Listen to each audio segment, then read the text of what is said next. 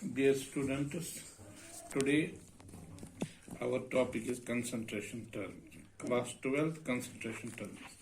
Concentration terms में हमारा पहला जो टॉपिक है वेट बाय वेट परसेंटेज।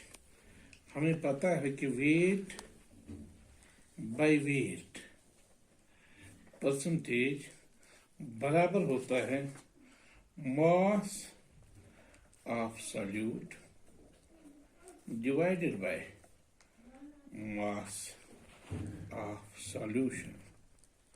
दोनों का मास, क्योंकि wait by weight percentage, mass of solute divide by mass of solution into 100, क्योंकि हमें परसेंट निकालना है। अगर हमारे पास दिया होगा if 10 gram of sucrose is dissolved in 100 gram of water, find weight by weight percentage। Therefore weight by weight percentage बराबर होता है मास ऑफ सॉल्यूट। यहां पर जो सॉल्यूट है वो 10 ग्राम हो गया, 10 gram divided by mass of the solution. Solution एक 10 ग्राम सक्रोज है और प्लस 100 ग्राम वाटर है, तो इसका मतलब है 10 ग्राम डिवाइडेड बाय 10 प्लस 100 110 ग्राम। 0 से 0 cut, 1 divided by 11, that is 9.09%। अगर दूसरा हमारे पास दिया हुआ होगा कि if 10 gram of sodium chloride are present in 100 ml of water, find wait by weight percentage. देखो बच्चों, यहां पर 10 ग्राम सक्रोज किस में डाला था, डिजॉल्व किया था 100 ग्राम वाटर में, लेकिन यहां पर 10 gram sodium chloride 100 ml water में। Therefore weight by weight percentage बराबर होता है mass of solute divided by mass of solution into 100। यहां पर मास ऑफ सॉल्यूशन हमारे पास नहीं दिया हुआ है, क्योंकि मास ऑफ सॉल्यूशन में 10 ग्राम हमें दिया है लेकिन 100 ml ऑफ वाटर है। तो हमें जब मास निकालना होता है, मास बराबर होता है डेंसिटी, जिसको रो से लिखते हैं, इनटू वॉल्यूम। मास बराबर होता है डेंसिटी, तो डेंसिटी दी हुई है। इसने क्या दी है डेंसिटी? डेंसिटी ऑफ सॉल्यूशन दिया हुआ है 1.2 ग्राम पर मोल। डेंसिटी 1.2 इनटू वॉल्यूम है 100 ml, वो हो गया 120 ग्राम। जब 120 ग्राम हो गया, अब इसमें हम अप्लाई करेंगे मास ऑफ सॉल्यूट 10 ग्राम है divided by mass of the solution दिया हुआ है 120 ग्राम जो हमने निकाला। 0 से 0 कैंसिल, वो हो गया बराबर 8.33 ग्राम। यह पहली कंसंट्रेशन टर्म है। दूसरी कंसंट्रेशन टर्म होगी volume by volume percentage. Volume by volume percentage. Volume by volume percentage बराबर होता है मास ऑफ, वहां पर हम लिखते थे मास क्योंकि वेट था, यहां पर वॉल्यूम है, यहां पर हम लिखेंगे volume of solute divided by volume of solution into 100। वहां पर वेट बाय वेट था, तो मास बाय मास हमने लिखा। यहां पर वॉल्यूम बाय वॉल्यूम है, यहां पर वॉल्यूम बाय वॉल्यूम लिखा हमने सीधा। तो अगर हमारे पास दिया हुआ होगा कि when HCl aqueous means water में is 7 ml, find volume by volume percentage. That is, इसका मतलब हो गया 7 ml of HCl is present in 100 ml solution.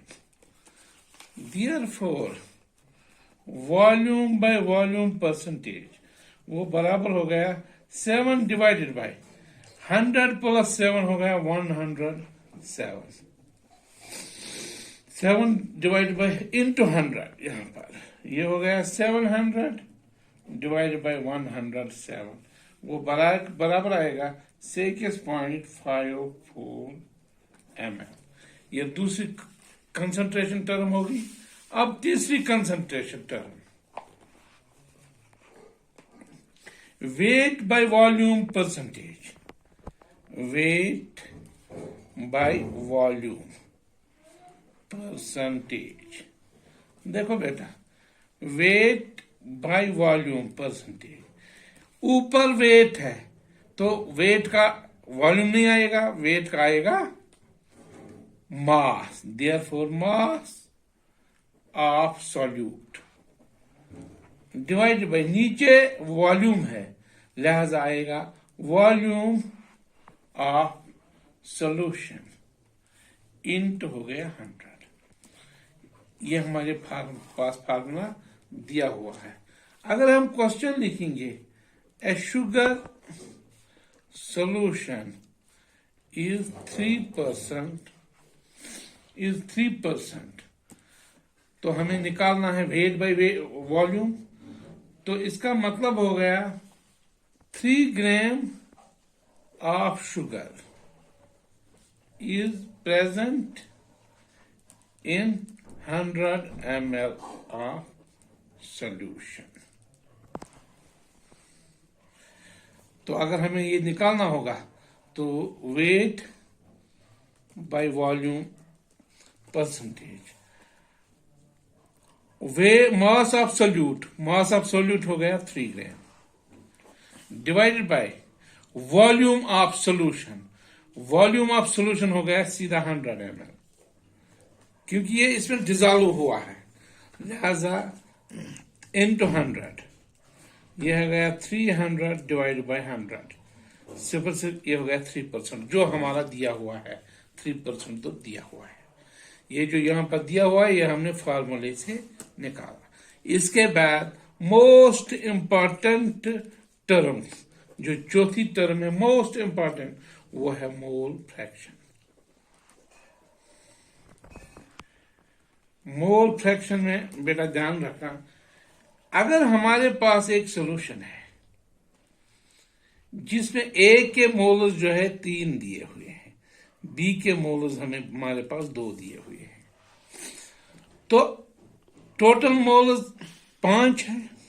तो अगर हम फ्रैक्शन देखेंगे, fraction of A is equal 3 divide by total कितने हैं, तीनों 2 हो गए 5, वो ए के फ्रैक्शन हो गए 3/5। Fraction of B is equal 2 divided by 3 2 कितने हो गए 5। ये इन दोनों की फ्रैक्शन आए। Mole fraction of A, mole fraction of A, number of moles of A divided by number of moles of A, number of moles of A plus number of moles of B। ठीक है, जो mole fraction है, mole fraction हम लिखते हैं किससे, mole fraction हम ऐसे लिखते हैं जिसको हम जीटा बोलते हैं। जीटा जिसको हम जीटा से रिप्रेजेंट करते हैं। अगर हमारे पास क्वेश्चन है 40 gram sodium hydroxide, 54 gram water, find mole fraction. That is number of moles of H2O. Number of moles of water. Number of moles बराबर होता है given mass, that is 54, divided by molecular mass of water. देखो molecular mass of water कितना होता है, ये हो गया molecular mass of water, that is 54, तो ये हो गया 2 + 16, 16 2 हो गया 18, 18 3, that is number of moles of water 3 है, number of moles of sodium hydroxide, sodium hydroxide given mass हमारे पास सोडियम हाइड्रोक्साइड का 40 है, divide by molecular mass sodium hydroxide, sodium का 22 प्लस ऑक्सीजन का 16 प्लस 23 है, प्लस हाइड्रोजन का 1, 6 3 9 1 हो गया 10, 40 हो गया। That is number of moles of sodium hydroxide. 40 cancel. That is 1. Therefore, mole fraction, that is zeta of sodium hydroxide. Sodium hydroxide के लिए कितना है? Sodium hydroxide के लिए number of moles of solute, that is 1, divided by number of moles of the solution, that is 1 plus 3. हो गया 1 divided by 4. Mole fraction of water, that is 3. Number of moles is 3. Mole fraction 1 plus 3 is equal to 4. That is 3 by 4. Therefore, mole fraction of sodium hydroxide plus mole fraction of water 1 by 4 plus 3 by 4, वो हो गया 4, 3 1 हो गया 4, that is 1. देखो बेटा याद रखना, हमेशा जो जितने भी कंपोनेंट्स होंगे अगर उनको हम ऐड करेंगे तो मोल फ्रैक्शन हमेशा 1 के बराबर आएगी। अगर हमारे पास 3 कंपोनेंट होंगे A, B और C, number of moles, mole fraction of A plus mole fraction of B plus mole fraction of C हमेशा 1 के बराबर आएगा। अगर 4 होंगे A, B, C और D, therefore mole fraction of A plus mole fraction of B plus mole fraction of C plus mole fraction of D हमेशा 1 के बराबर आएगा। मोल फ्रैक्शन हमेशा जितने भी कंपोनेंट्स होंगे सॉल्यूशन में उनका जो मोल फ्रैक्शन होगा हमेशा 1 के बराबर होगा। ऑल द बेस्ट, खुदा हाफिज। कल हम इंशाल्लाह और 2-3 टर्म करेंगे।